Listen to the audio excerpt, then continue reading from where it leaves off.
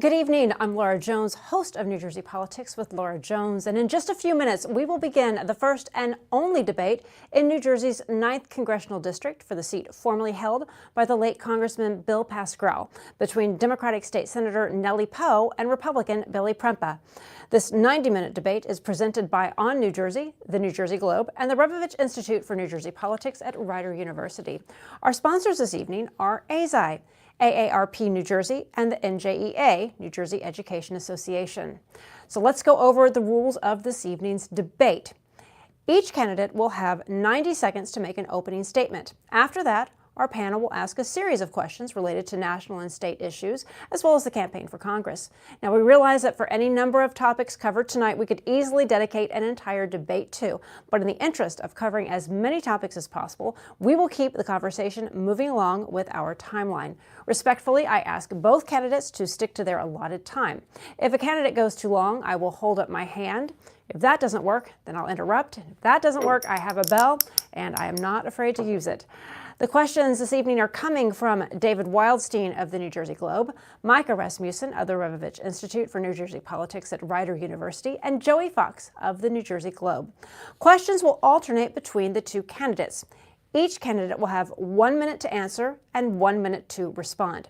If a candidate is attacked during the response, his or her opponent will receive an additional 30 seconds to respond. Now, I reserve the option of a follow-up question before moving on. We also have a segment where our candidates will ask each other a question. Finally, our candidates will have 90 seconds for a closing statement. Now, my job is to be moderator, not to take sides and not to give my opinion. So I will moderate and keep this debate on course. I'm going to look to each candidate to make sure what their opponent says is based on fact. We conducted a virtual coin toss before the start of the debate. The winner of that coin toss is Billy Prempa, who opted to go second in the opening and closing statements. New Jersey Debate Night is just getting started. Stay with us. First, though, here's a look at the candidates' campaign videos. Congressman Pascrell was my mentor who inspired me to always fight for what's right. I'm Nellie Poe, and in the legislature, I work to expand health care access, pass criminal justice reform, and bring down costs. I'm running for Congress to carry on Bill Pascrell's legacy, to take on corporate greed, stand up to the gun lobby, and protect a woman's right to choose. I approve this message because I'll always fight for you.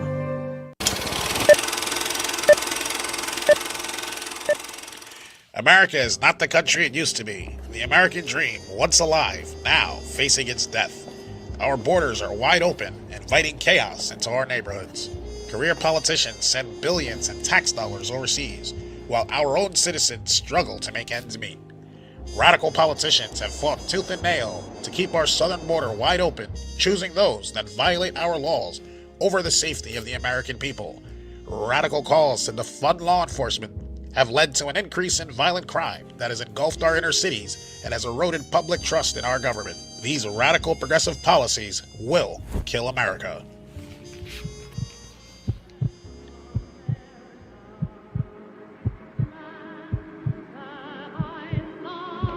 Thankfully, there's still time to save America, but I need your help.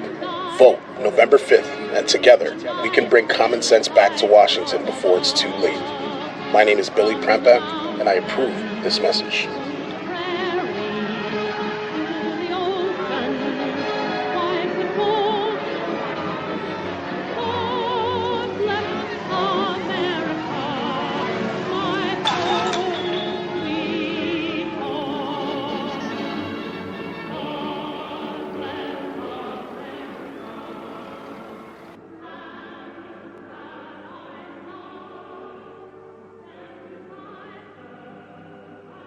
Congressman Pascrell was my mentor who inspired me to always fight for what's right. I'm Nellie Poe, and in the legislature, I work to expand health care access, pass criminal justice reform, and bring down costs. I'm running for Congress to carry on Bill Pascrell's legacy, to take on corporate greed, stand up to the gun lobby, and protect a woman's right to choose. I approve this message because I'll always fight for you.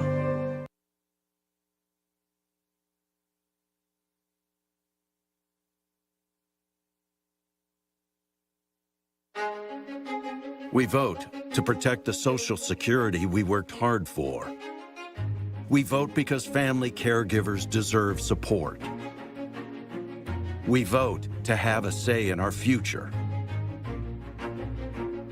For all the reasons why, AARP has information about when, where, and how to vote. Find the information you need to make your voice heard.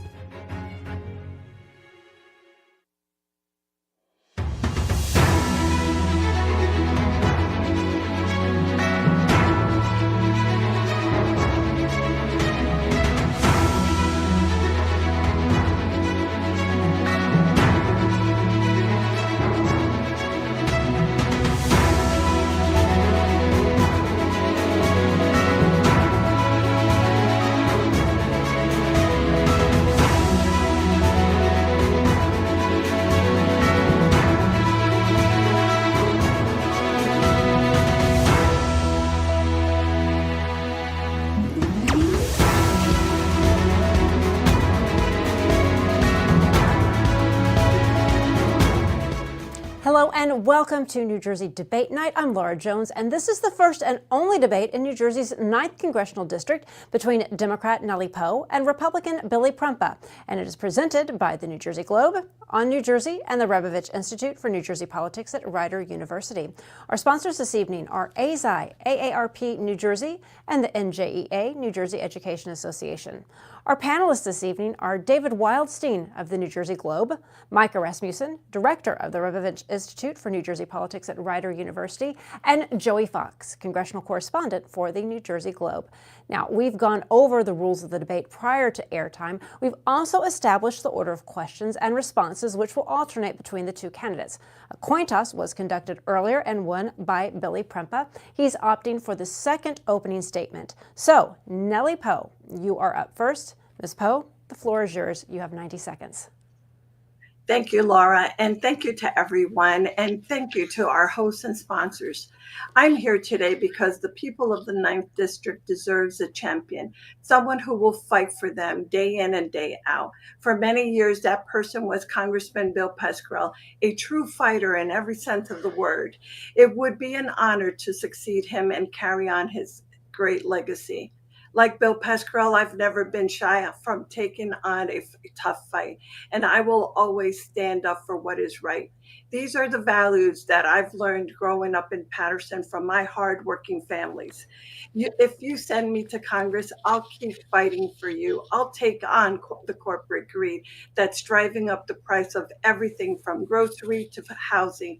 I'll fight to create a good job, to support our small businesses and grow our economy. I will take on the gun lobby, and I will always defend a woman's right to choose and make her own healthcare decisions, because no one, especially not politicians, should stand between a woman and her doctor. As a Latina, so proud to be born and raised in the great city of Paterson, I know that diversity is a strength that lifts up our communities. We believe that what unites us matters more than what divides us.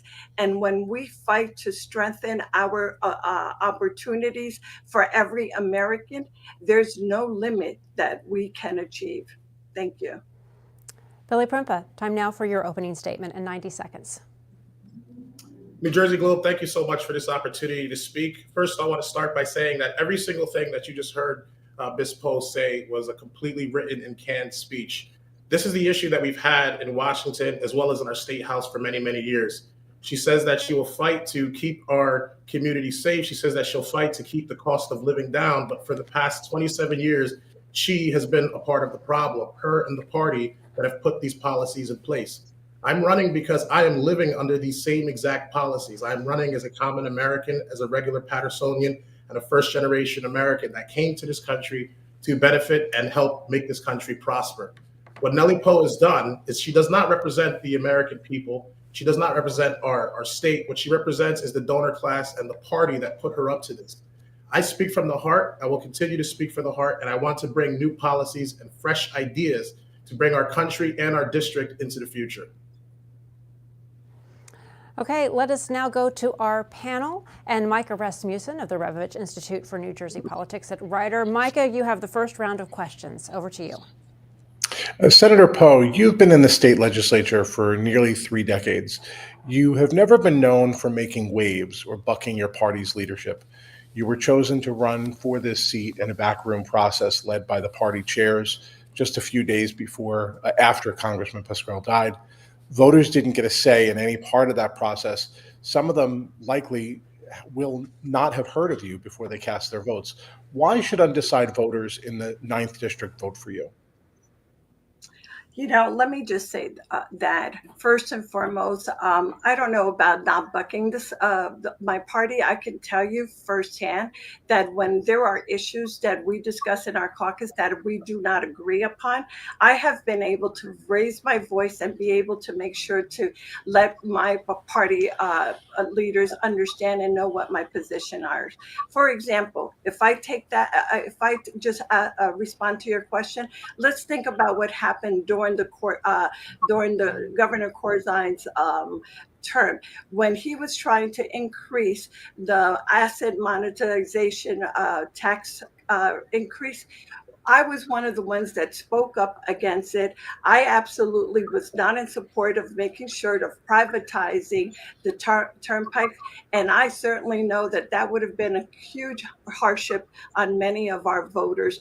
And that is not something that I would have done. So that is speaking up our mind. With respect to my ability of getting selected, I am proud that hundreds of Democrats voted for me and supported me because they know of my experience. They know of the years that I've been in training, and I have been an effective leader. I am experienced, and I have the qualifications.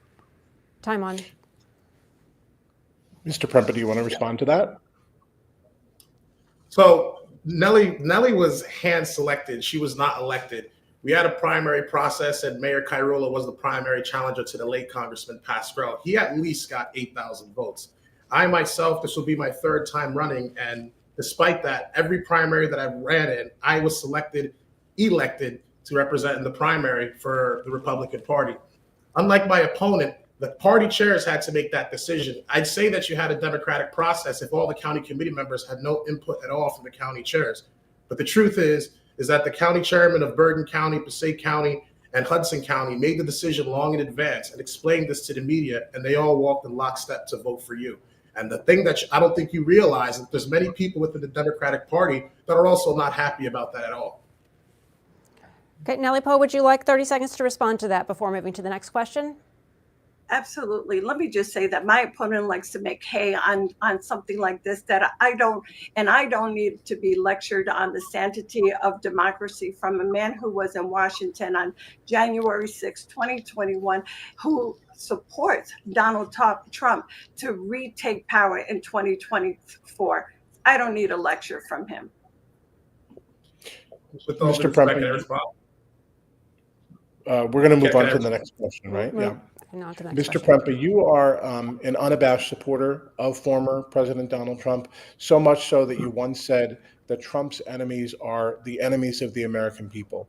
You've taken conservative stances on abortion, LGBT rights, gun control, and a host of other issues that are substantially to the right of the average New Jersey voter's views. You've run for the district twice before, in 2020 and 2022, and you lost both of those races. Why should undecided voters in the 9th District vote for you? So first things first, yes, I think President Trump was one of the greatest presidents of the United States, and I'm not ashamed to admit that. Just to kind of respond to what my opponent said, the only reason why she's bringing up January 6th is because she has no plan past November 6th. And I think that's the issue that the Democratic Party has. They constantly bring up President Trump to divert from the candidate that's in front of them. I don't think that that Trump did a terrible job in the White House. I support that. And I don't really see anything wrong with that. Why people should vote for me is that despite me running twice, the first time that I ran, we broke a record and got 31% in an extremely competitive district that was favored by Democrats for a long time. The second time I decided to run with a little bit of redistricting, we were able to increase that turnout to 44%. I've been knocking the doors, talking to people, and going into areas that my opponent has never been in.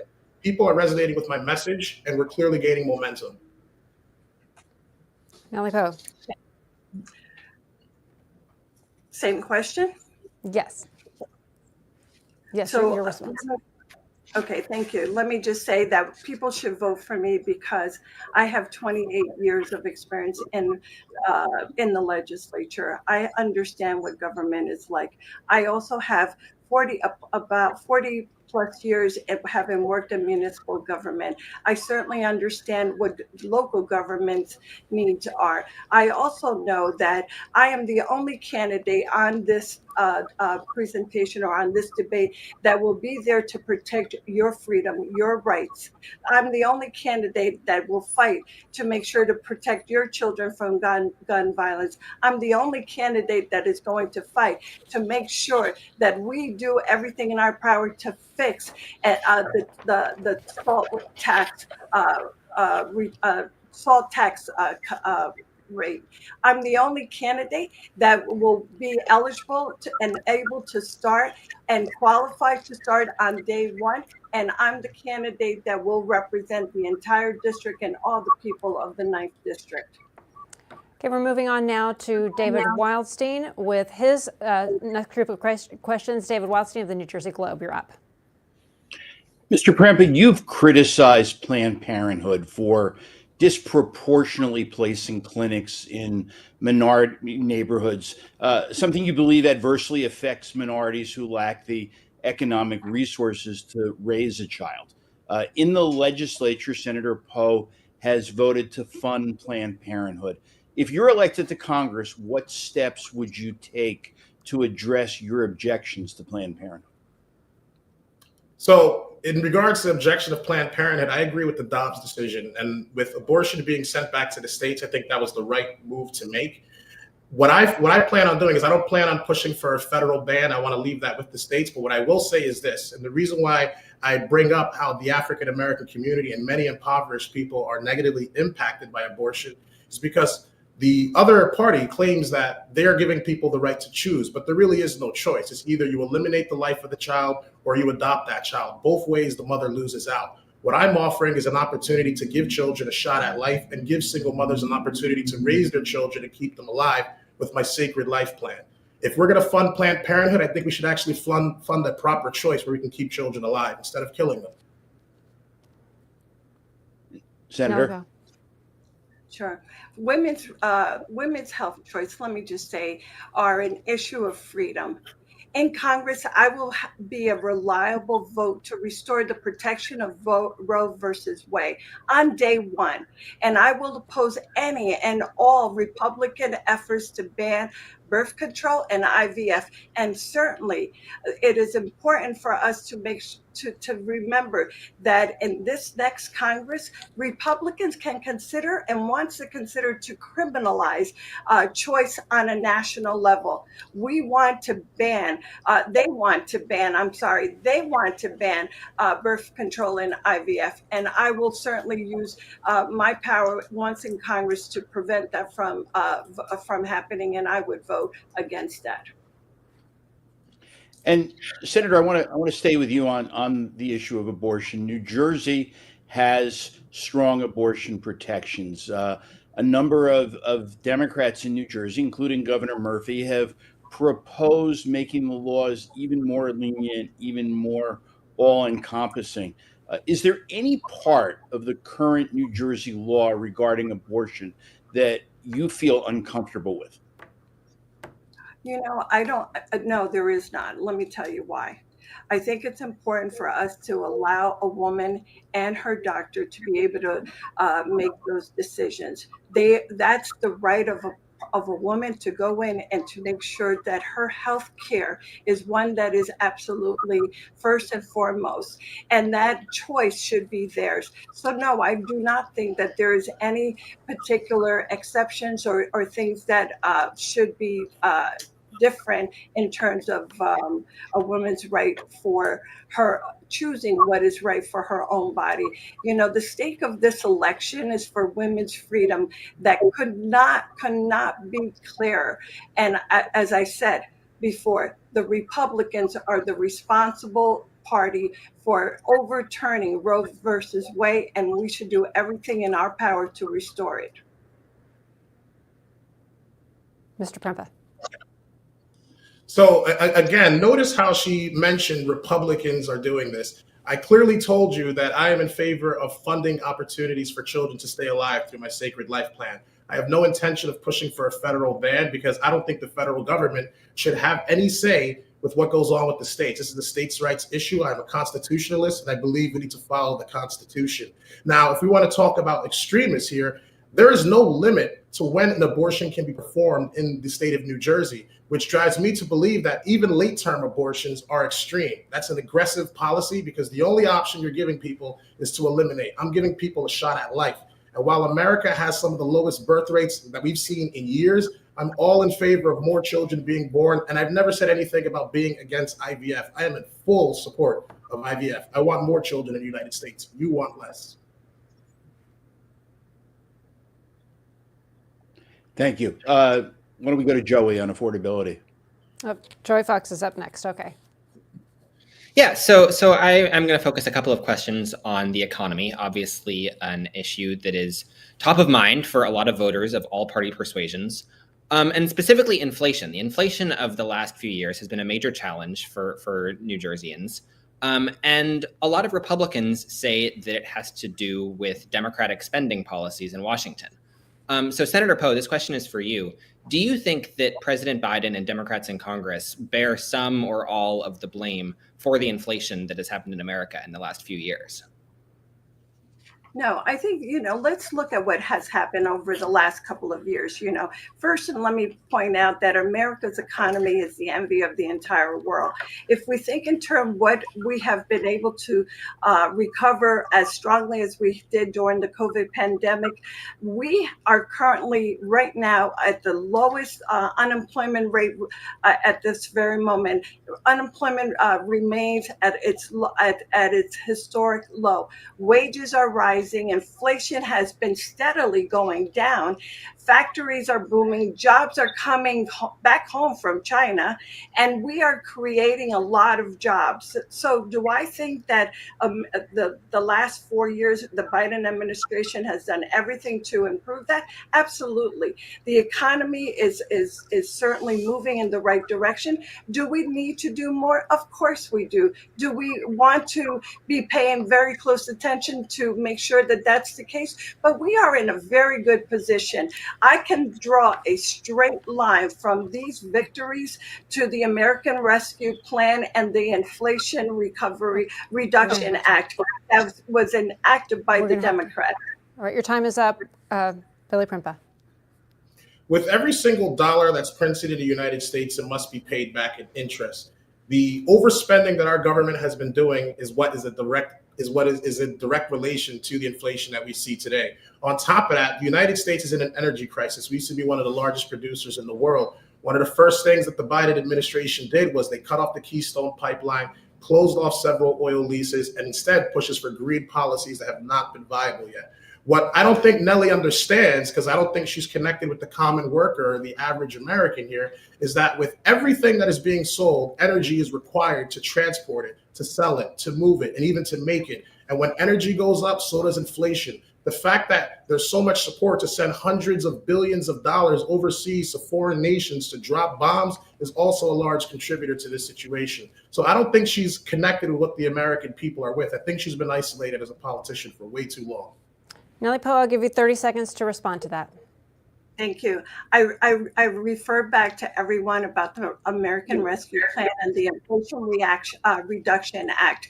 I think it's important for us to really understand the millions of dollars, the billions of dollars, I should say, that is going to come back into our economy. And yes, it will have a major impact in many of our energy level jobs, as well as how that's going to improve that particular area. So have we looked at what the contrast was with the Republican record? Donald Trump is rooting for a recession just so that he can so it can help his campaign. When it comes to the economic growth, Republicans and Democrats deliver. All right, Joey, we have to move on with the next question. Joey, back to you. Yeah, so I'll go to Mr. Prempa next on this one. I mean, you're mentioning a lot of the problems that America faces, but I think it's also worth talking about solutions. So describe two things that you would immediately set out to accomplish in Congress that you think would help lower costs, reduce inflation, improve the economy in New Jersey. One thing that I think will improve our economy is, number one, I think our United States needs to help and revitalize a lot of inner cities and former powerhouses that the United States had. I'm hearing an echo. You're hearing some feedback? Yeah, so the United States has several powerhouses that, like, such as Detroit, Michigan, Newark, New Jersey. Many of these places have been negatively impacted by these policies. And what I think needs to be done is we need to invest in our communities, create opportunity zones, and allow for people to get involved in business. The amount of regulations that the United States has in place makes it very difficult for people to do business by putting tons of red tape in the way. Number one, like I said, we must cut spending. We need to stop spending on unnecessary projects. And when our government passes a bill, we need to stop adding pork and other pet projects that benefit a select few in the corporate class. We need to focus on what the American people need and have single policy, single issue bills. Nellie Poe.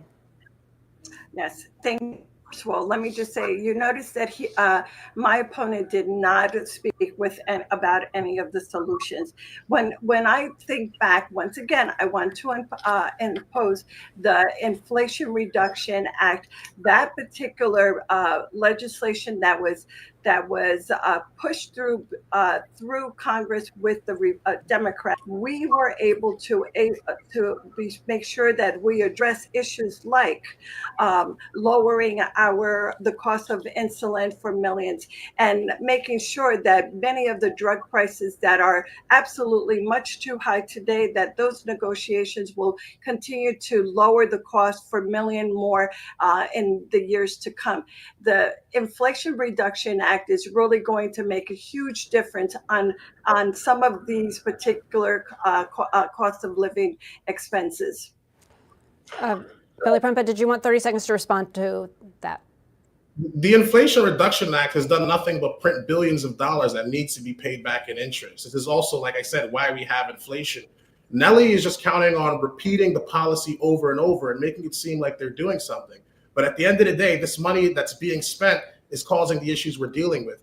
Try and talk to the average American and tell them about how great the economy has been over the past 3 years under the Biden administration. Biden said that he had the greatest economy, and now Kamala says that she's going to fix it. Everyone at home, you're being gaslit. Joy, back to you. So I want to stick with you, Mr. Prempa, for my next question on the economy. The Nonpartisan Committee for a Responsible Federal Budget recently released estimates on the two presidential candidates' economic plans.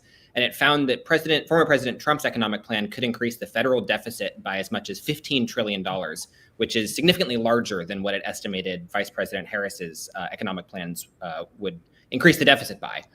So first of all, I'm curious, do you think that decreasing the federal deficit is something that's important and that you would want to focus on? And then second of all, if so, do you still support President Trump's economic agenda, given what that study said? So that's a loaded question, because number one, I've not seen that report, and I don't know what statistics were used to actually come to that conclusion. Based off of what I've seen, I think the president did a great job. Outside of the time when our government was shut down during the COVID pandemic, we had to spend a lot of money to keep people afloat, give stimulus checks, and that obviously negatively affected our economy as well. So I don't know all the specifics of that report, so I can't give you a thorough answer, to be honest. Nellie Poe, to you. Yeah, my opponent just refuses to accept or acknowledge the fact that former President Trump, when he was in office, his number one priority was to make sure that he was providing huge tax cuts for the wealthy, while millions of people were paying for the taxes that were covering for the taxes that many of them, the high earners, were receiving. Many of the people, the working families, were paying for that. There's no reason why our teachers, our police officers, our home aid workers, our housekeepers, our gas station attendants should be paying taxes more than what some of the most wealthy members of our country. So yes, of course he's not going to talk about that. But honestly, we need to make sure that we do everything in our power to reduce the costs and make sure that working families are being given the fair share of wages and are able to are able to get their taxes lowered. And I will give Mr. Prempeh 30 seconds to respond to that. Nellie, I'm not like you. I'm a poor man from the 4th Ward of Paterson, New Jersey. And even before I got into politics, I was a cell phone salesman at Sprint. And I got to tell you, I was working before the President Trump tax cuts and after the President Trump's tax cuts. And I've had way more money in my pocket during that time frame. So when you try and gaslight the people and say that these tax cuts are only for the top 1% and the rich, that's not true at all. May I respond? Yes, you may. Yes. First of all, if you didn't believe in it, you wouldn't be supporting Donald Trump. But you said that he was the greatest president that we've had during your period. So when you're looking in terms of his policy, and if you are the one who is looking to make sure to work and help him be voted back into office, yes, I do believe that I know more about this problem, know more about what is the need of our community, and I am certainly someone that knows Paterson all too well. I was born and raised in Paterson, lived there practically all my life, and raised my children. So Paterson is one that I do know. Mr. Prempeh, we'll let you have the final say on this before moving on. You may know Paterson, Nellie, but you don't live in Paterson. I still live in Paterson, and I implore you to talk to the average people, right? Because if the economy was doing so well under Joe Biden, like he told us, like Kamala, who says she's now going to fix that economy, why are there so many Americans struggling now? All right, this question originally was about the federal deficit. We're going to move on now. Micah Rasmussen, he is up with his next round of questions. Transportation. This summer, the Biden administration awarded the largest transportation grant in U.S. history to build the Gateway Rail Tunnel between New Jersey and New York. It took our congressional delegation years to get this project moving after Governor Christie canceled the predecessor ARC Tunnel, and the Trump administration didn't advance this one. As you seek to follow in the footsteps of Bill Pascrell and Bob Rowe, how can you keep critical projects moving regardless of who's in power? And I guess we'll start this question with Senator Poe, please. Thank you. Thank you. First, let me just say that, I do believe that we need to do something with our transportation system.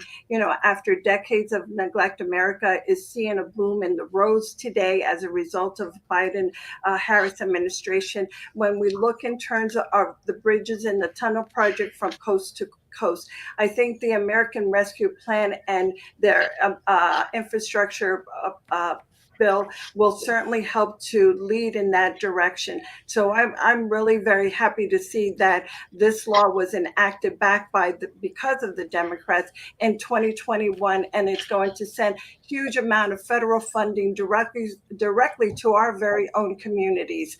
This is precisely what our government should be focusing on: improving the daily lives of our neighbors and making sure that they are able to get from home to their office, to work, to school, and to all the other things, by making sure that we have safe roads and secure roads to make sure that we have the ability to pay for them as well. Municipalities, state are all looking, and they all are in need of these fundings. Mr. Prempeh. So do you remember Boston's Big Dig project and California's light rail? Both of these programs were significantly over budget. They never got completed. And now the people are left with nothing at this point. I think that if we're going to do something for transportation, I think that we need to be very streamlined and allocate the money accordingly. Okay. That's actually a good segue into the next question, because I'd like to take a step back as well. Mr. Prempeh, running a mass transit system is an expensive undertaking that requires a continual investment of federal and state dollars to subsidize fare revenue. Tens of thousands of 9th District residents rely on NJ Transit buses and trains every day. Do you support publicly funding rail and buses? And if so, how much of a priority will it be for you to fight for it in Congress? So I'm one of those people that actually have used the transportation system, and I think that it's very important. I am in favor of funding and keeping these projects up and running, but I'm also in favor of ensuring that the money that is being used to create these projects and ensure that our people get quality transportation is being used effectively. I think there also needs to be oversight to ensure that these things continue to go according to plan all the way to completion. Senator Poe? Started to talk about the need for making sure that we had funding necessary. Once I get elected with the help of the voters, and God willing, I get elected come November 5th, I hope to be able to ask and get the support to consider me getting on the Transportation and Infrastructure Committee. I think that is going to help someone like myself from the city of Paterson and as well as the entire 9th Congressional District to truly benefit and making sure that we're able to identify what the needs are, look to see what resources we're able to provide, and make sure that we're able to identify those programs that can best meet the needs of our communities. Just beyond the 9th District's borders. Oh, I'm sorry. Yeah. No, we're good. We're good, Micah. Yeah. Mm-hmm. Thank you, Laura. Yep, we're good. Just beyond the 9th District's borders, plans to widen the turnpike have become a major controversy that's pitted local residents against construction unions. How can you, as a member of Congress, sort through the differences and sometimes conflicting interests among your constituents to figure out how to best represent them in your work? And we'll start this question with Senator Poe. Yeah, sure. First, let me just say it's really about having the opportunity of sitting down with the people, understanding the issue, communication, very key. It's all about making sure that we understand the issues, we know what kind of possible solutions there are, and what kind of agreements we can come up with. I think people are very reasonable people. I think we all are. I think all we want to do is be able to be heard, make sure that we have an understanding of how we might be able to address their concerns and be able to deliver on that. And that is something that throughout my years, that's what I've proven to be able to do just that. Sit down and listen to people and learn from their issues. Mr. President. I don't have any pushback on that. I have to say that I agree with Ms. Poe. Now, in the event that eminent domain becomes a conversation where people's property must be taken or people must be pushed out of their homes for the needs of the government, that I am not in favor of. I think that there needs to be common ground. There needs to be dialogue and discussions that, as congressman, I would be more than willing to facilitate and ensure that these things go through effectively, make sure all voices are heard, and the rights, especially the land rights of the people who may be affected by the widening of the turnpike, will be taken into consideration. Okay, we're going to move on now to David Wildstein with the next round of questions. David. Thanks. I want to ask some questions about immigration, which is an issue that is receiving attention in the presidential race and in races for the U.S. Senate and the House this year. This is an issue that came up in the 7th District debate on Sunday. Donald Trump's promise to begin mass deportations of unauthorized migrants on day one of his presidency. Mr. Prempeh, is that something that you would support? Yes, that is something that I support. And first, I want to start by saying that I am a child of immigrants. My parents are immigrants to this country, the first generation American. They've also brought 14 other relatives into this country legally. They came into the country the right way. The issue that I have is if I were to go into Mexico illegally, I'm either getting shot or I'm getting thrown in jail. In the United States, instead, we're spending close to $151 billion every single year facilitating people who do not respect our laws. I think that we need to streamline our immigration process and fix it and properly vet the people that are coming into this country the right way. Everyone in my family did it the right way, and people that come in here the wrong way, it's a complete disrespect and a slap in the face to families like mine and immigrants that came to this country legally the right way to make America better and to set a foundation for their families. So if you're in this country and you came in here the wrong way and you don't respect our laws, I'm sorry, but you would treat us the exact same way if we went into your country. If you want to become an American, it is a privilege, not a right. Nellie Poe. Thank you. Thank you. First, let me just say that I absolutely support a balanced approach to this situation with respect to immigration. I want a comprehensive reform at the federal level that includes a pathway to citizenship and protect our dreamers. That is the right thing to do. But, let's talk about what happened this year. This year, senators, and it was really a bipartisan approach to this proposal. And it was really done by one of the most conservative senator that we have, that was the person that was pushing that. The senators proposed a bipartisan reform package balancing a pathway to citizenship with common sense border security measures.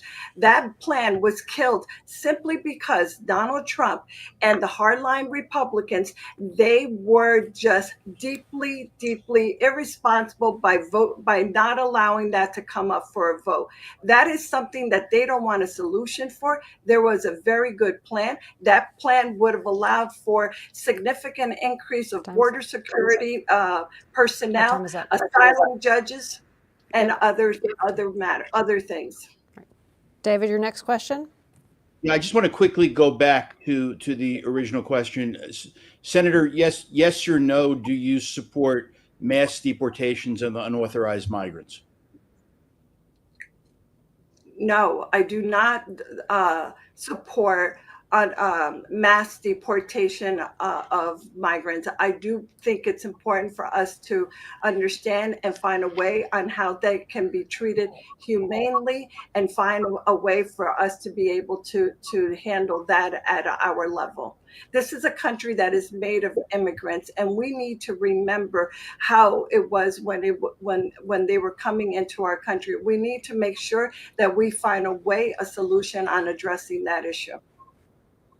Well, Senator, and this will be a segue into my next question. Do you believe that the number of people entering the United States without authorization is acceptable or unacceptable? And if so, how would you address the issue specifically?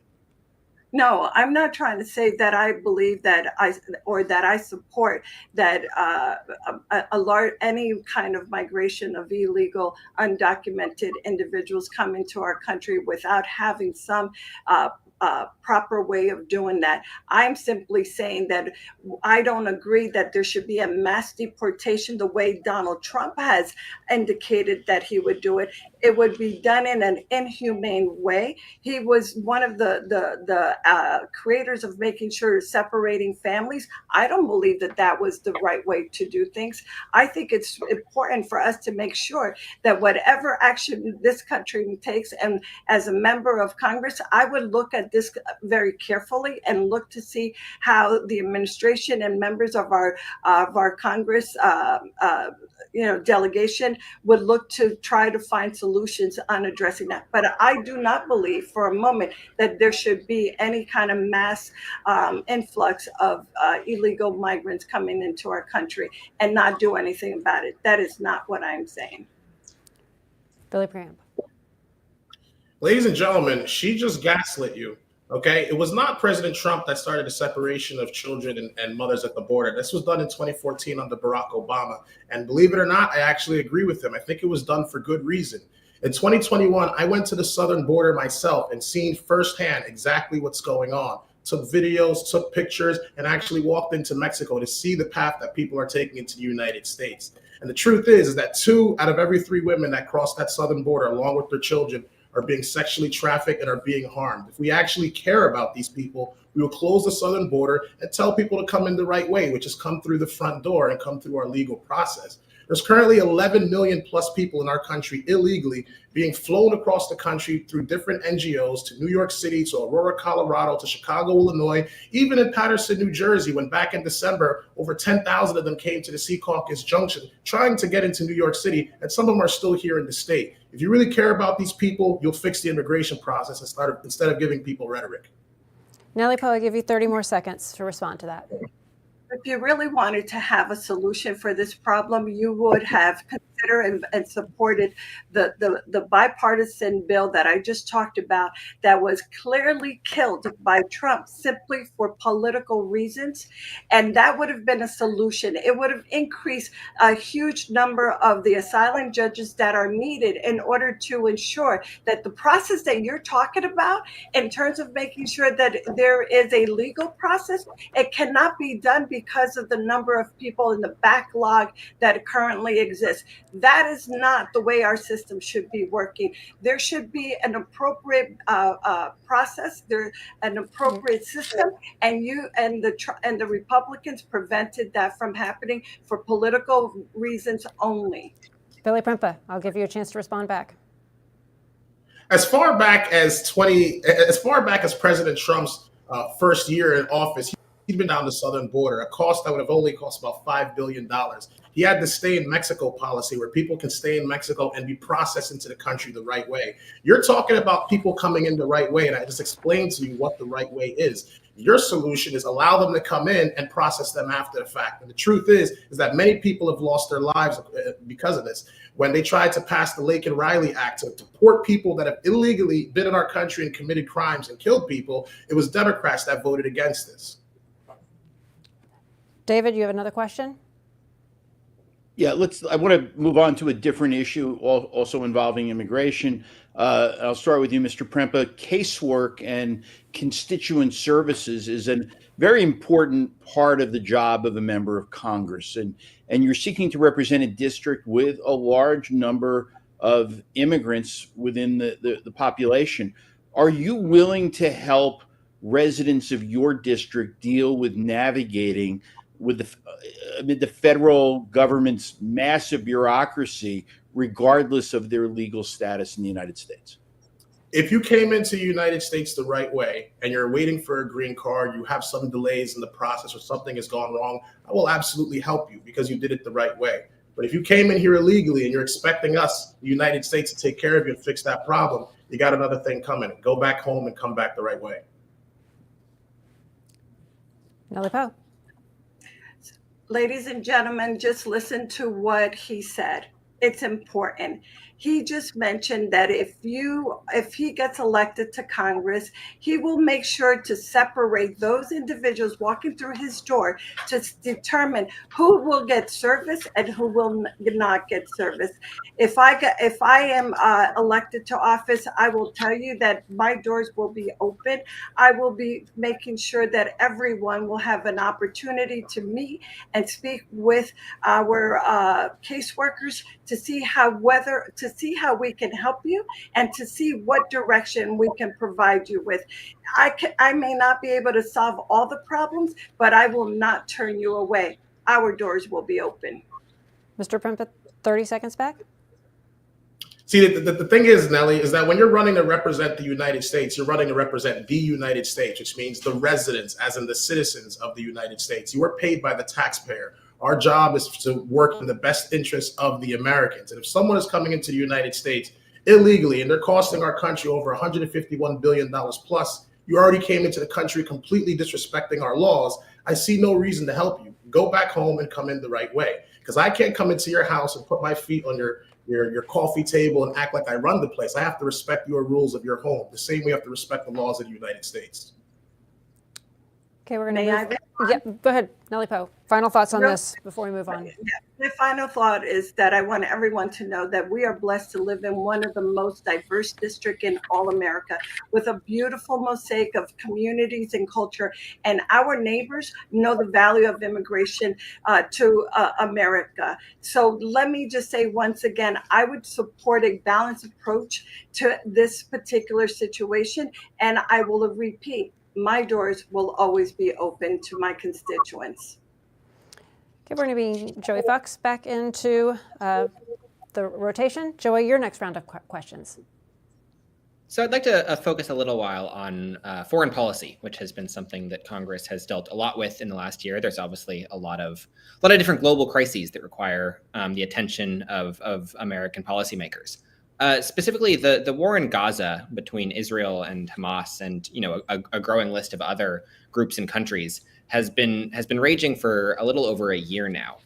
Senator, this first question is for you. Do you think that there needs to be any rethinking of the U.S. government's current policy towards Israel, specifically with regards to providing military aid and weapons? So let me just say that I think it's important for the United States to be a world leader. And in order to do that, we need to make sure that we stay very close to all of our allies. Israel is one of our allies. And I strongly believe that Israel has the right to defend its people from any kind of terrorist attack. So do I think that there should be some conditions? No, we're not asking and making those conditions or creating any of those preconditions to any other country that are members of that are our allies, and we should not make a specific exception here. Mr. Prempa. With the way things are going right now, World War III is potentially on the horizon. And in regards to foreign policy, this does not just apply to Israel. This applies to Ukraine. This applies to China. This applies to all the rest of the world. We cannot continue to fight and spend billions of taxpayer dollars on wars. All throughout my life, I just turned 35 years old yesterday. All throughout my life, the United States has been in war in the Middle East because we're poking bees' nests, we're getting misinformation, and we're giving money to countries that should not be getting it. For example, the $8 billion that the Biden administration gave to Iran, which is now responsible for the problems that are going on in between Palestine and Israel right now. Those things never needed to happen. I'm running to represent the United States of America, not the United States of Israel or the United States of any other nation. I think that if we want peace, we can absolutely give it a shot. Israel has had issues with Egypt in the past. They've had issues with Jordan in the past and the UAE, and they all came to peace through diplomacy and conversation. And I think that's the way that we need to lead forward. So I want to follow up on that, Mr. Prempa. Do you think there was a bill that passed earlier this year that provided tens of billions in military aid for Israel? Would you have supported that bill? Do you think that this money should be going towards Israel to help its position in the region? The United States has just gotten hit by 2 hurricanes back to back, where there's hundreds of Americans right now without power, without food, without water, and no support. Our federal government that is supposed to be taking care of us sent FEMA down there, and all they can give them is $750, while people's entire livelihoods have been completely destroyed. And when the world tries to tell me that we need to give billions of dollars to people outside of our borders, I believe you're not representing the United States of America or its residents. I am focused on the people here, and I think that money should be spent here.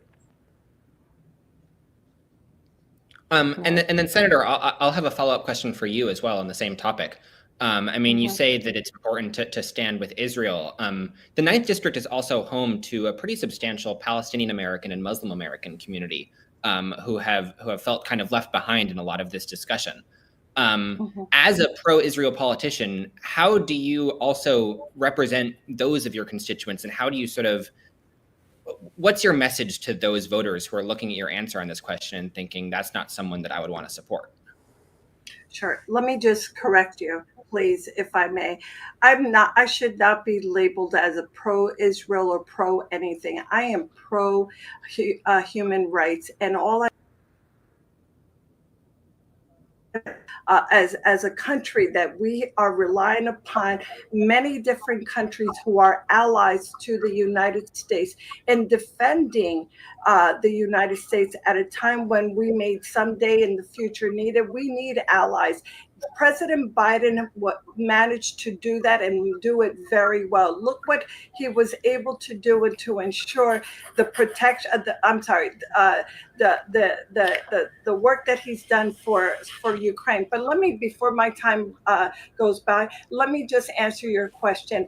I am looking to represent everyone, every single individual in the 9th Congressional District, and yes, that absolutely includes my Palestinian brothers and sisters that are part of our community, each and every one of them. I absolutely want to make sure that the Palestinians understand and that Israel understands that Palestinians have a right to live in peace and security, and the scale of the destruction is unimaginable. We have to move on. We're going to have to move on. Your time is up on that question. Mr. Prempa, your response. So my opponent said that she's pro-human rights. Well, pro-human rights also includes the right to life and preserving life. And like I mentioned before, President Trump, he understood that we had to run our country with strength.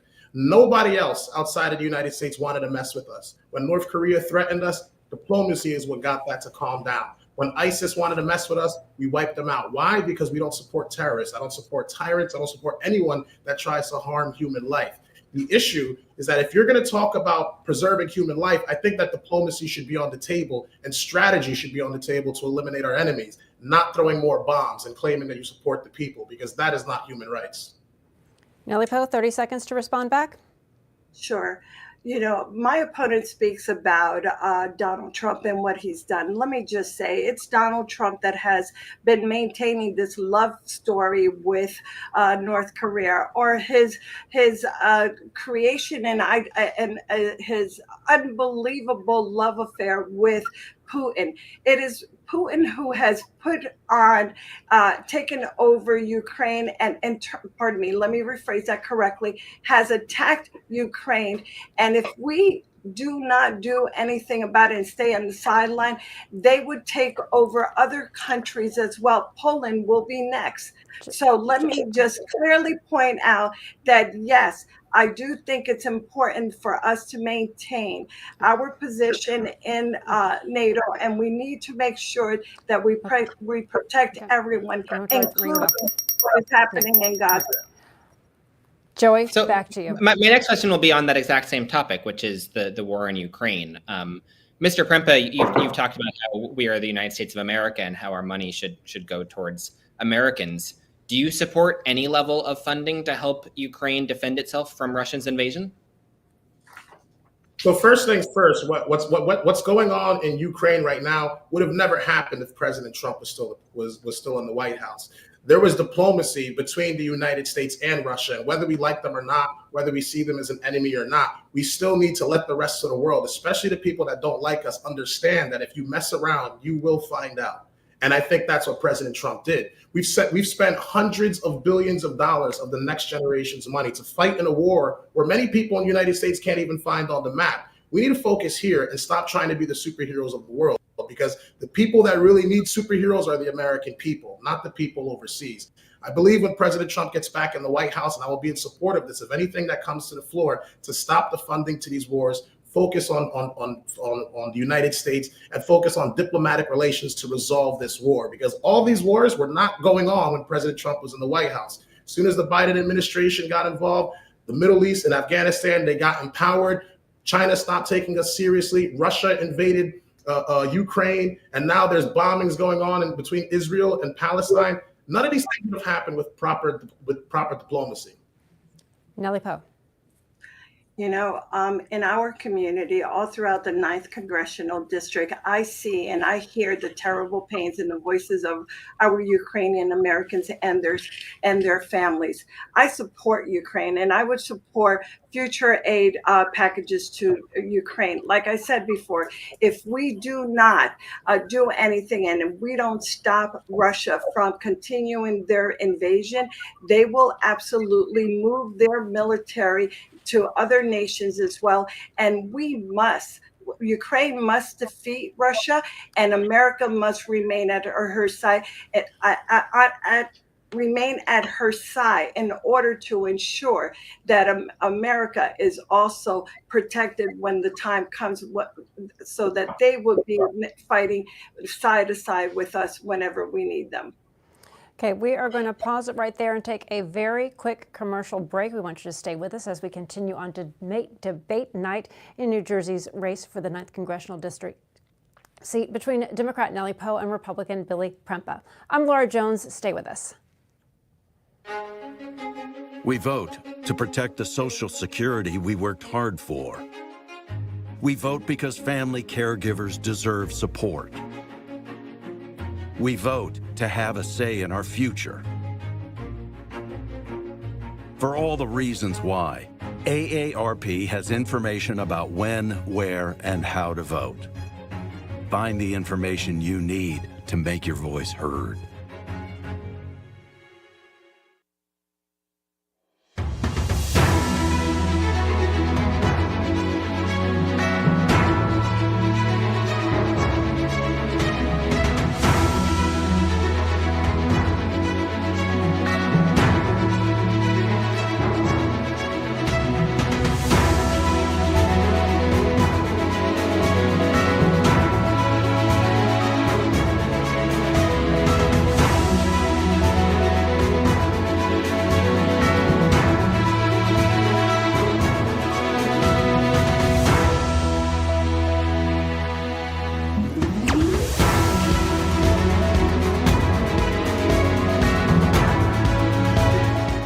Thanks for staying with us. I'm Laura Jones, and this is Debate Night New Jersey, the first and only debate in New Jersey's 9th Congressional District between Democrat Nellie Poe and Republican Billy Prempa.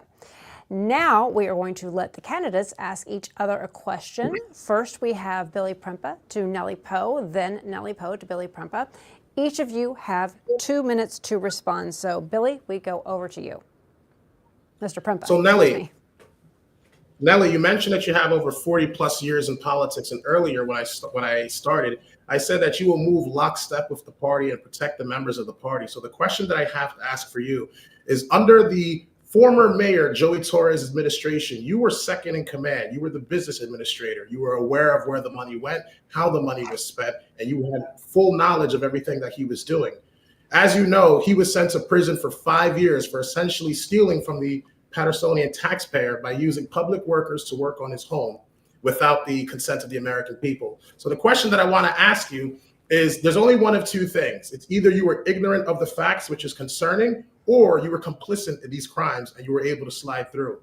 Seeing how the new mayor, NJ-9, came in, you were one of the first people to go. My question to you is, with the 9th District being 35 municipalities, how can we trust you to properly represent us and root out corruption in Washington, D.C., if you didn't even raise the red flag or do anything until the bitter end in Paterson?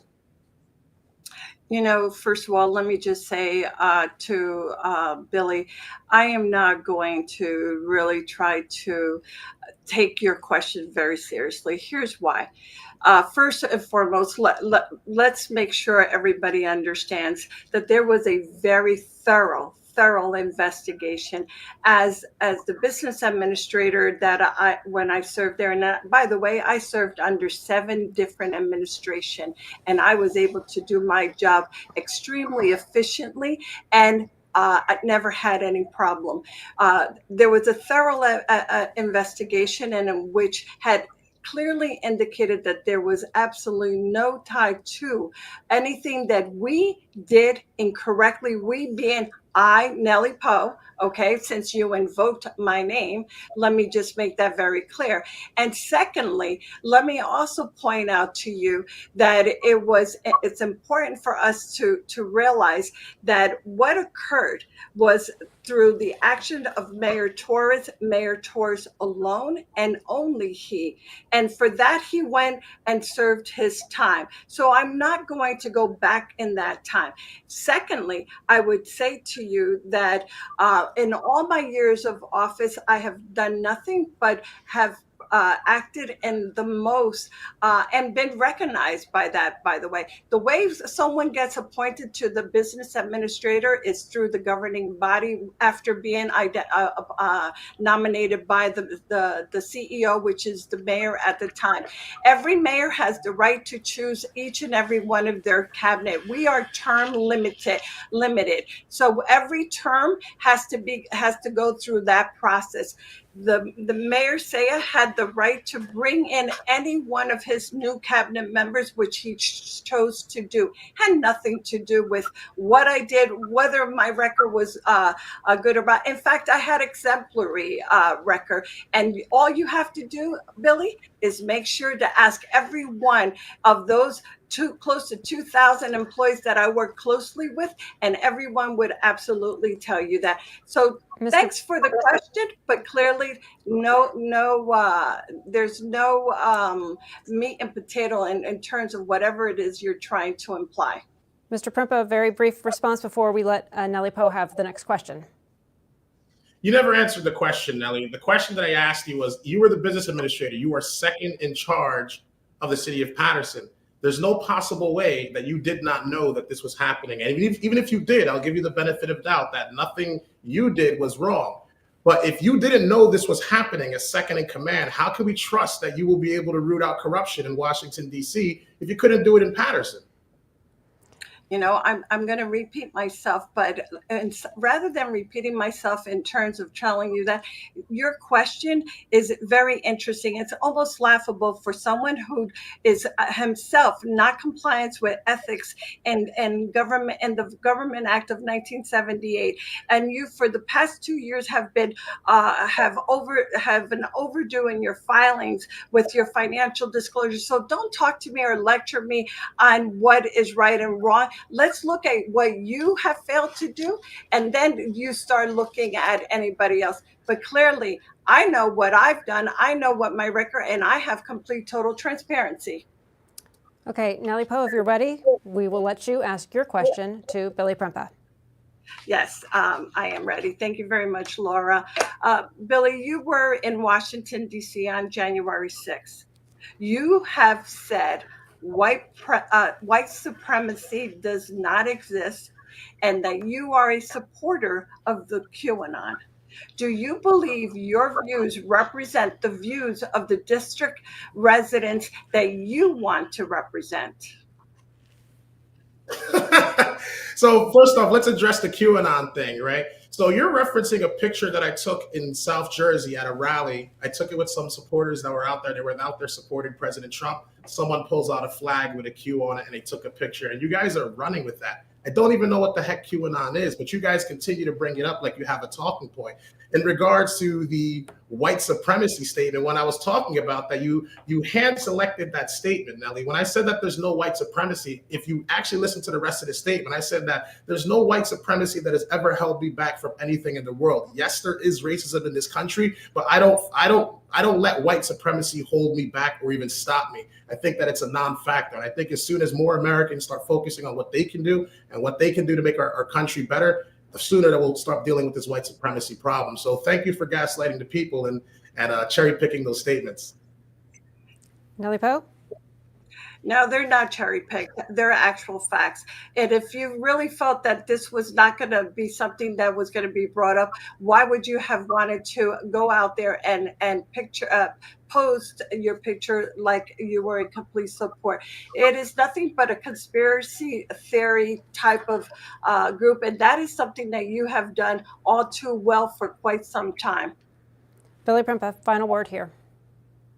Again, I don't know what the hell QAnon is. If someone takes a picture with a hat or a sign or something alongside me, that doesn't mean that I support it. There's people who have taken pictures with people that they didn't agree with and didn't know until after the fact. I had no idea what QAnon was until the media started hitting me up. I want to just drop this off again. The only reason why she keeps bringing up this January 6th issue and trying to find these fringe elements to tie me to, when there's something clear with what happened when you were the business administrator in Patterson, you keep bringing up January 6th because you have no real plan after November 6th. That's a fact. Nellie Poe, he said that. Go ahead. You can respond. Yeah. No, and on January 7th, to all the viewers here viewing this tonight, with your vote and your support, I will proudly be looking to represent you in Congress. That's what's going to happen on November 6th. So thank you, Billy, for reminding me to make sure to let the voters know that on January 7th, I will gladly be preparing myself to get ready to represent the people of the 9th Congressional District in Washington, D.C., taking the oath of office on January 3rd. Okay, I think we're done with the question and answer to the candidates, and we're going to go back now to our panel. Micah Rasmussen of the Revich Institute for New Jersey Politics at Rider. You are up now with your next round of questions. Thank you. Senator Poe, New Jersey's political culture embraces common sense gun safety measures, but not nearly as much, both in the House and in the Supreme Court in Washington, where the current majority has made it clear that very little will pass muster with them. What gun violence prevention measures would you support in the House that you believe can survive the judicial review of the Supreme Court? So let me just say that I think that it's important for us to understand what is going on right now in our country with this huge mass gun violence.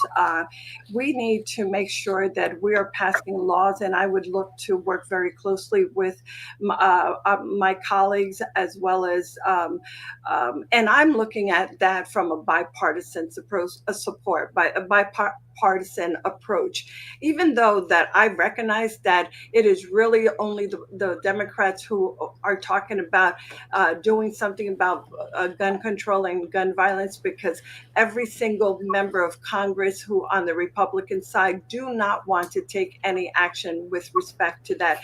It's a shame that we have children in our schools that are afraid to go to school because we don't know whether or not they will be harmed.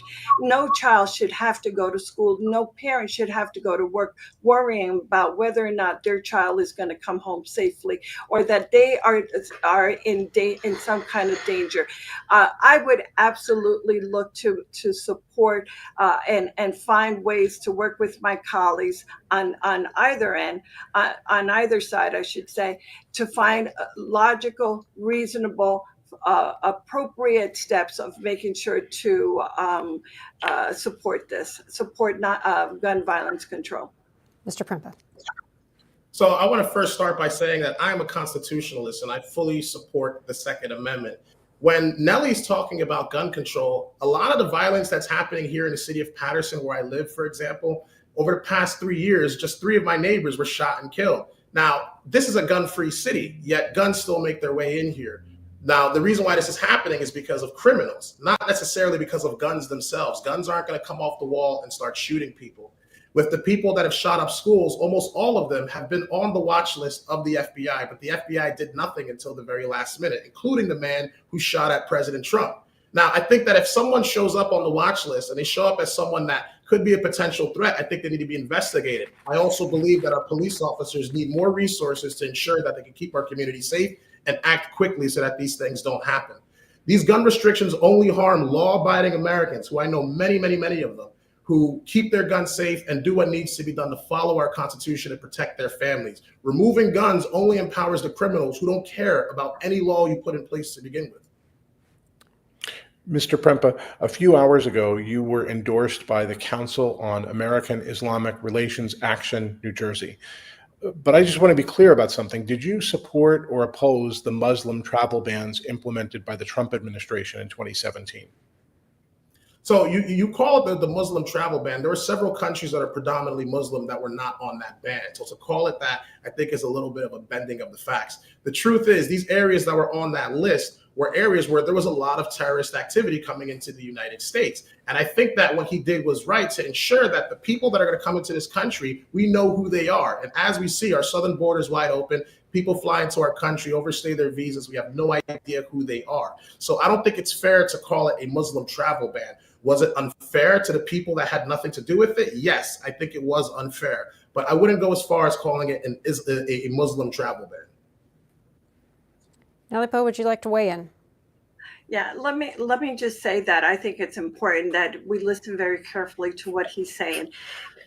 He's not responding to what is going to be done to help to protect the people of our district. He's looking to just simply give you a line that will indeed just simply pass over what will be good for our district and refuse to recognize that it's the Republican and the Trump administration that failed our country, and we should not allow that to happen again. We cannot, our democracy is really at risk here today. Our democracy is really what's going to will either make or break our country. I am running for office to protect and preserve our democracy. I was just checking my time there to make sure that we had, in fact, given her enough time. Micah, you have another follow-up. Sure.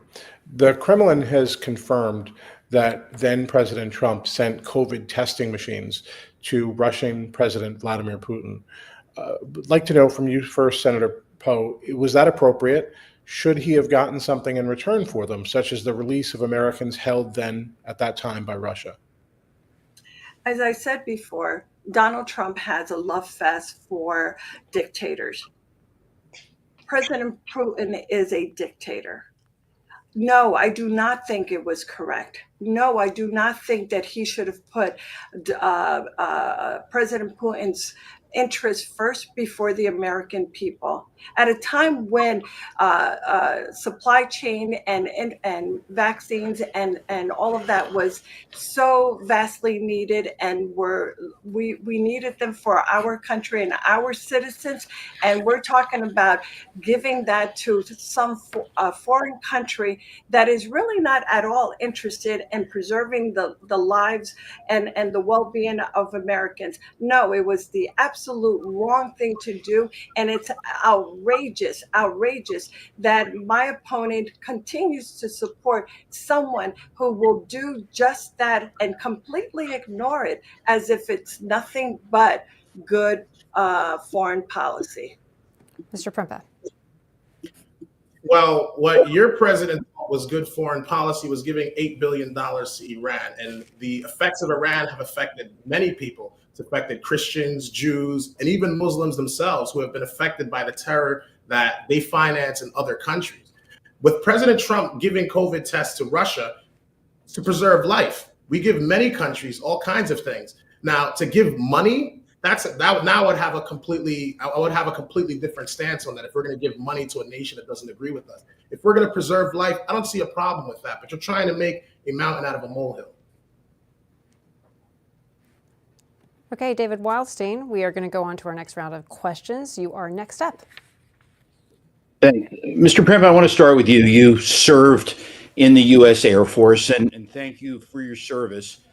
As a veteran, do you believe that the U.S. government is fulfilling its obligation to provide medical and mental health services to the people who served in uniform?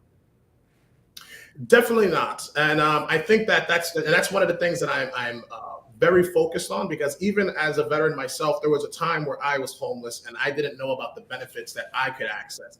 And it's what led to me creating a policy called the Heroes Redemption Plan. And what this program would do is it would offer cellular devices to homeless veterans and people that are facing mental crises. So they have access to resources, many resources that I didn't even know I qualified for. On top of that, I think we need to open up facilities to help get these homeless veterans off their feet. And even those that are dealing with the mental crisis.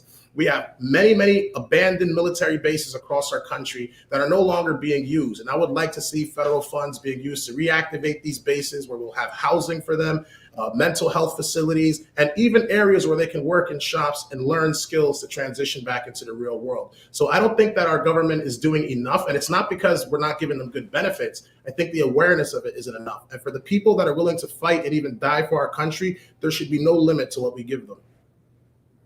Nellie Poe, your thoughts on this?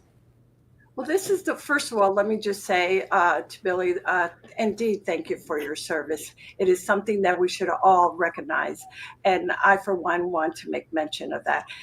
That being said, I'm not so sure that I disagree with what Billy actually talked about. I agree. I mean, the mental health situation in our country is very serious, one that needs to be addressed, one that needs to continue to find ways on how we can provide additional support for. And it's one that has continued to be in the forefront of many different spaces, and one that we should do more of. When given the opportunity to represent the 9th District in Congress, I would work very closely with all the partners in that space, in that arena, that can help to address this issue. David Wildstein, your next question.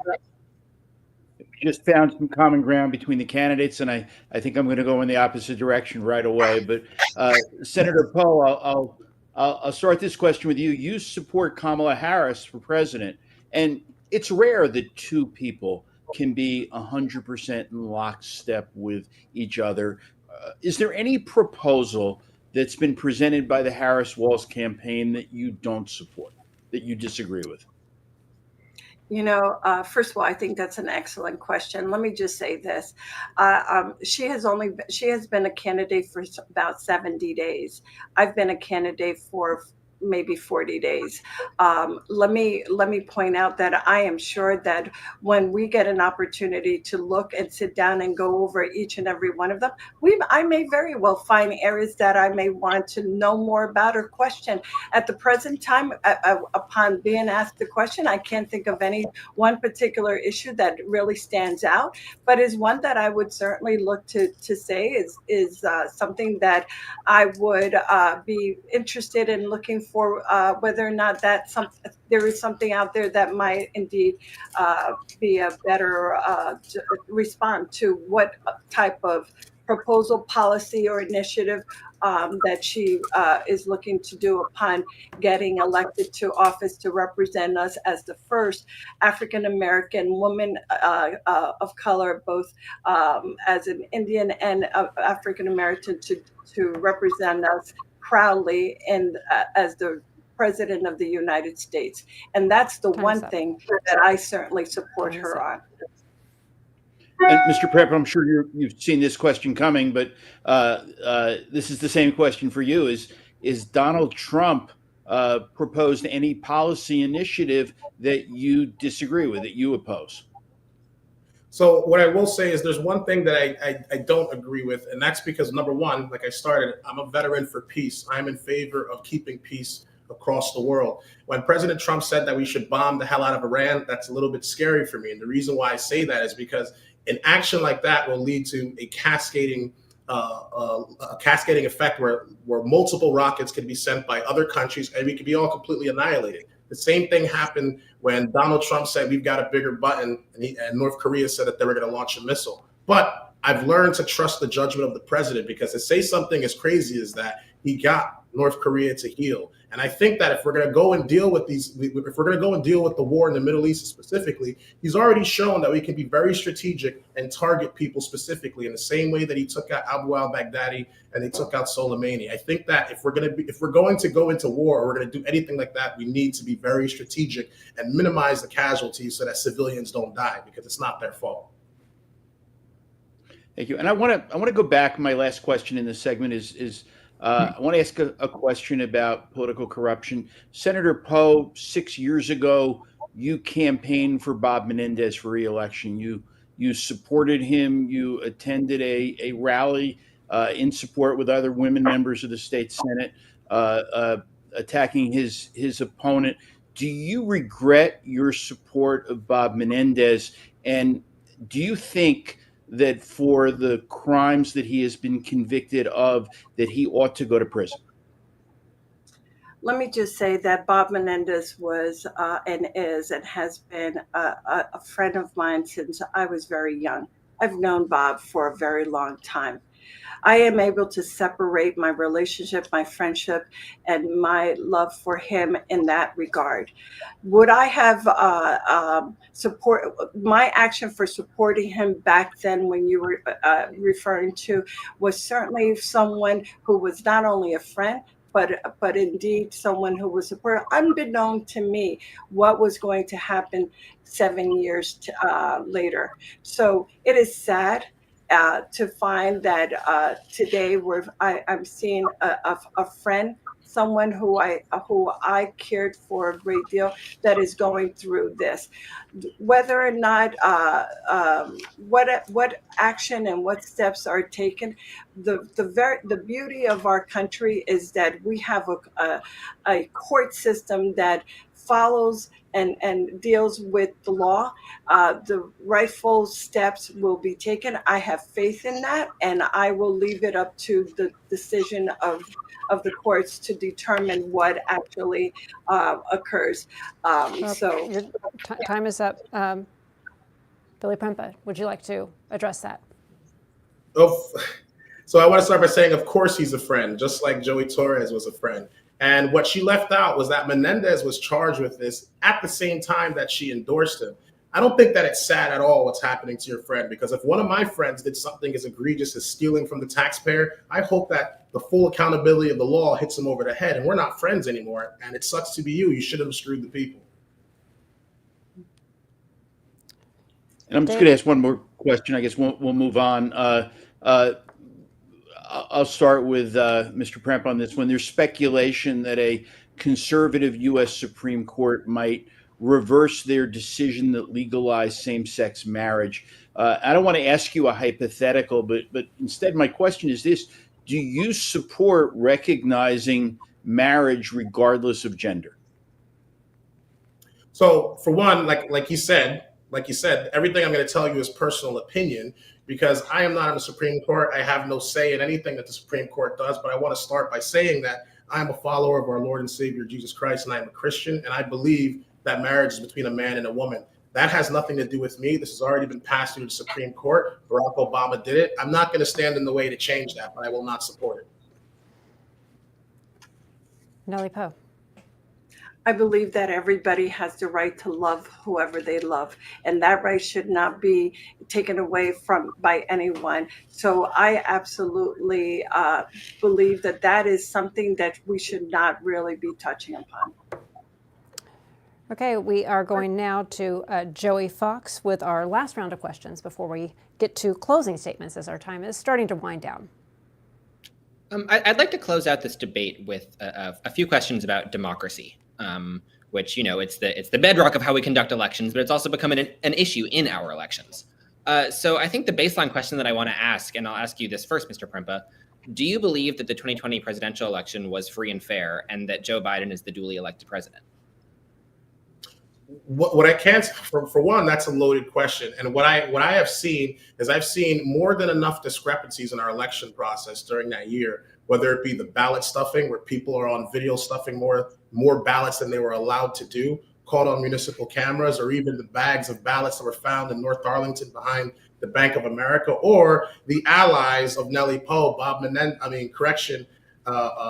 Council President Mendez and Patterson getting caught up with vote by mail ballots, and the same with Shaheen Khaliq's team getting caught up with ballots. The truth is that, do I believe the election was completely stolen? There's a strong possibility. Do I have the facts? I'm not an investigator, but I can only go based off of what I see. This is the first time in our lifetimes in 2020 where everyone had to vote by mail. And by doing that, there was a lot of corruption that happened in between it. So I can't confirm whether the election was legitimate or whether it was false, but I can say that there's more than enough evidence that there was some chicanery going on. Nellie Poe. So as you can see, the conspiracy continues. It's been proven over time and time again that there was absolutely no evidence of any wrongdoing. It's gone through various different courts at all levels of our court system. And yet you have people like my opponent and other Republicans that will continue this fallacy, continue to lie, continue to ignore the facts of what is in front of them. President Biden was the duly elected president of the United States, and they just can't handle it. Donald Trump can't handle the truth. Donald Trump and my opponent will do everything in their power to just simply push away the will of the people. The will of the people spoke. He got elected, and that is it. That is what we need to understand. And democracy, yes. Am I afraid what is going to take place in this election? Because we still have a president right now who is the same individual, that being former President Trump, who wants to return to the White House and begin doing so under the very same theory that he is going to try to push his way there, even though he got there without the will of the people. Joey, your next question. Well, so Mr. Prempa, I want to ask a quick follow-up based on something that Senator Poe has said a couple times throughout this debate. She's referenced January 6th and you being in Washington or at the Capitol. Is there any truth to that? Were you part of the protest or even the attack on the Capitol on January 6th? I wasn't a part of any protest or an attack on the Capitol. I went to go hear the president speak. If I was a part of any of those things, I don't think you and I would be having this conversation. I'd be locked up in jail with the people who did do something on January 6th. And just to touch on that, the people who did commit crimes and attack police and do all these things that I don't support, they're still sitting in jails and they're rotting right now. And I think that with our country, we're supposed to have a fair and speedy trial. Many of these people have not gotten a trial, and I think that they need to have their day in court. I did nothing wrong by listening to the president speak. Senator Poe, would you like any response to that? Well, here is what, once again, we talk about how he did nothing wrong. Well, he went to listen to the president's speech, but the president clearly pointed out to every single one of his followers, and that's what he is. He's a follower. He went there, and then he said, "I'm going to meet you over at the Capitol." So, Billy, I would seriously question that someone such as yourself, and of course, I have no way of proving that because, I wasn't there, but you were. And I'm sure that if you took the time to go there to listen to the president and you're listening to him, you very well might have gone down that very same rabbit hole that every single one of his conspiracy followers did on that day when they attacked the Capitol. Billy Prempa, I'll give you 30 seconds before our last question. So you're right. I was there, and the president didn't say go and I'll meet you there. The president said go to the Capitol meeting, go to Capitol building, and allow your voices to be peacefully heard. This is what he said. Now there were some knuckleheads that went and did things that were outside of what the president said, and I don't agree with that. I think that was wrong. And again, you keep bringing up January 6th. You even said it yourself. You can't prove anything. Just because I went to go and listen to the president as a follower or however you want to make it, it's no different than you going to Kamala Harris's rally, listening to her speak, and some chaos erupts. It had nothing to do with me. So for you to keep bringing that up to try and discredit me, I think you should actually find a much stronger angle because that one is not sticking. Joey, final question. Yes, so I think I'll end the debate with maybe a question that can bring us together a little bit. It's no secret that Washington is not the friendliest place to do business, and that Congress is oftentimes home to as many petty fights as it is to policy disputes. What would you do if you think anything can be done, if elected, to bring down the temperature in Congress and sort of get back to a more substantive style of governing? So Senator Poe, I'll give you this one first. Yeah, no, thank you, Joey, for that question. First, let me just say, my years in the legislature has allowed me the opportunity to meet many people, and I have from day one, I've been able to work on a bipartisan level across the aisle with my Republican colleagues, as well as with my Democratic caucus. I think that my temperament and my way of being allows me the opportunity to reach out and do just that. I think my temperament also is one that gives me the opportunity to develop those type of relationship. I would look to bring that very same way of working when I get the opportunity to serve the 9th district in Congress. I'm someone that is a listener. I'm a hard worker. I will look to do everything I can to work with all my colleagues, on both sides, if given the opportunity. I think we need more civility. I think we need to make sure that people are talking to one another, not talking at each other, not talking against each other. The idea of being able to do things when we work together. Okay, Billy Prempa. I gotta say again, I agree with Ms. Poe. So even though we have differences of opinion, the thing that I think is great is that we still have common ground on at least something. And for the people that are at home, if you go to my website, www.billyprempa.com/beliefs, and you read my policies for myself, I've spoken to people all across the district, regardless of what political spectrum they land on. Everyone finds at least one or at least three things that they agree with.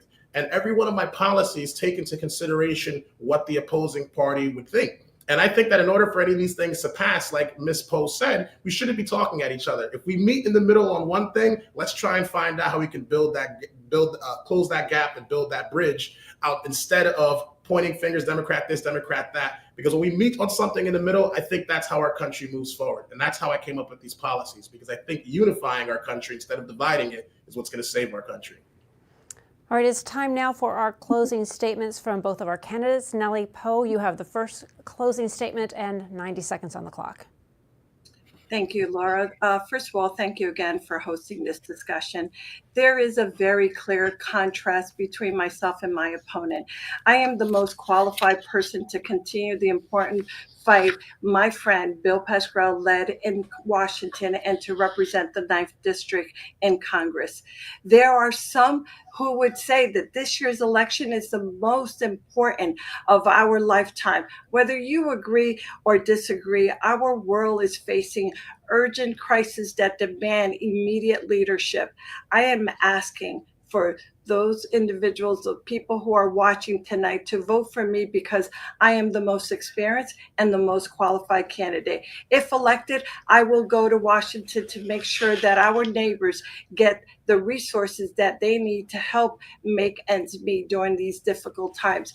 I will fight the giant corporations taking advantage of our hardworking families, and I will stand against extremists on issues like gun violence, women's health care, and the American democracy. Most importantly, I will fight for you.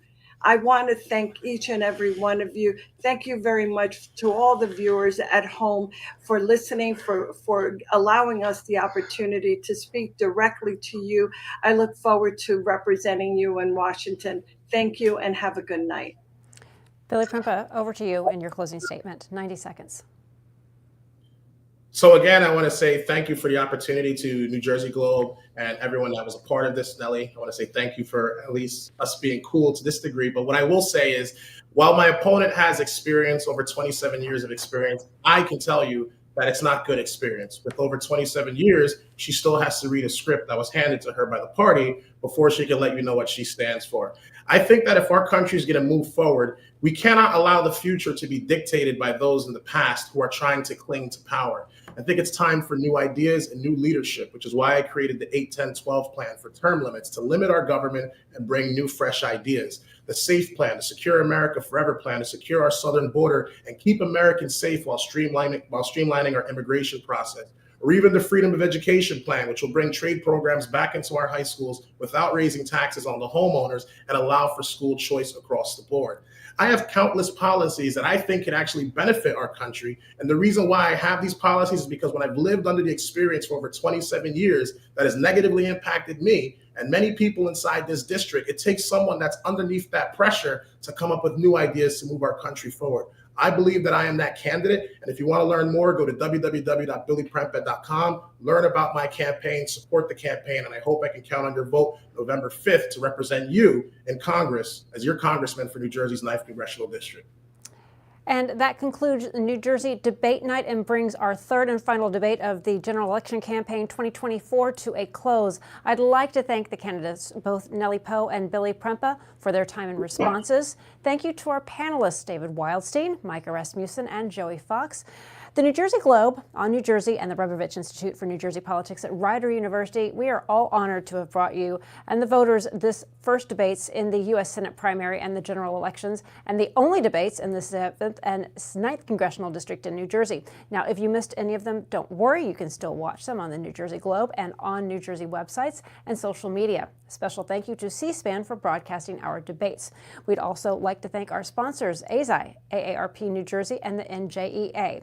I'm Laura Jones. Election Day is November 5th. Thanks so much for watching. Have a great night.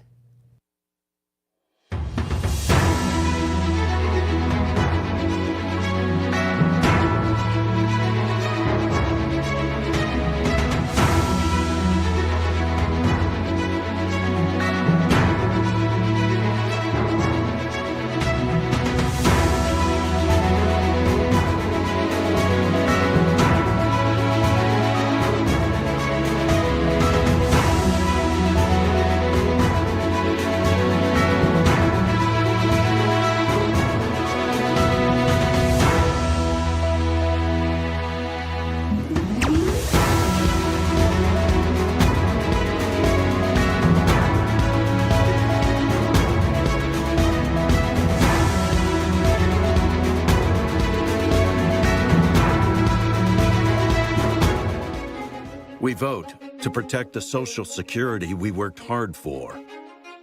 We vote because family caregivers deserve support. We vote to have a say in our future. For all the reasons why, AARP has information about when, where, and how to vote. Find the information you need to make your voice heard.